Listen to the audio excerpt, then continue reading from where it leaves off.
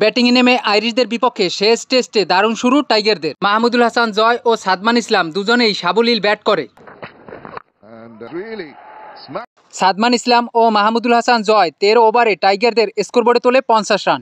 দলীয় 52 রানে বাংলাদেশ হারায় প্রথম উইকেট। ওপেনার সাদমান ইসলাম আউট 35 রানে।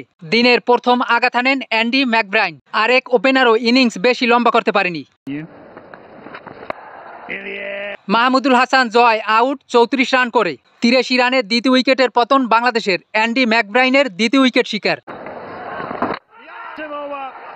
অ্যান্ডি ম্যাকব্রাইনের বলে বোল্ড আউট হয়ে অধিনায়ক নাজমুল হোসেন শান্ত বিদায় 8 রানে। 32 ওভারে টাইগারদের স্কোরবোর্ড 3 উইকেটে 17 রানে পৌঁছে। ঐতিহাসিক ১৭তম টেস্টে মুশফিকুর রহিম 3 রানে ও মমিনুল হক 17 রানে অপরাজিত থেকে 17 রানে প্রথম সেশন শেষ করে।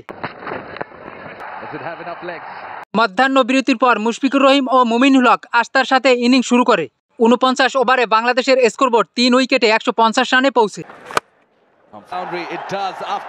মমিনুল হক সৌরভ ক্যারিয়ারের 24তম অর্ধশত পূর্ণ করে। মুশফিকুর রহিম ও মমিনুল হক সৌরভ অবিচল থেকে 192 রানে দ্বিতীয় সেশন শেষ করে।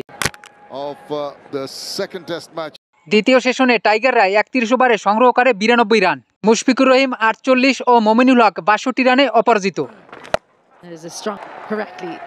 মুশফিকুর রহিম শততম টেস্টে বাউন্ডারি মেরে 28তম অর্ধশত উদযাপন। 63 রান করে আউট মমিনুল হক সৌরভ। 202 রানে বাংলাদেশের চতুর্থ উইকেটের পতন। 4টি উইকেটই সংগ্রহ করেন অ্যান্ডি ম্যাকব্রাইন। মুশফিকুর রহিমের সাথে পঞ্চম উইকেটে জুটি বাঁধেন লিটন দাস। 77 ওভারে টাইগারদের স্কোরবোর্ড 250 রান স্পর্শ করে। শততম টেস্টে মুশফিকুর রহিম 17 রানের দ্বারপ্রান্তে। মুশফিকুর রহিম ও লিটন দাস অবিচ্ছেদ্য থেকে 292 রানে দিন শেষ করে। মুশফিকুর রহিম 99 ও লিটন দাস 47 রানে অপরাজিত।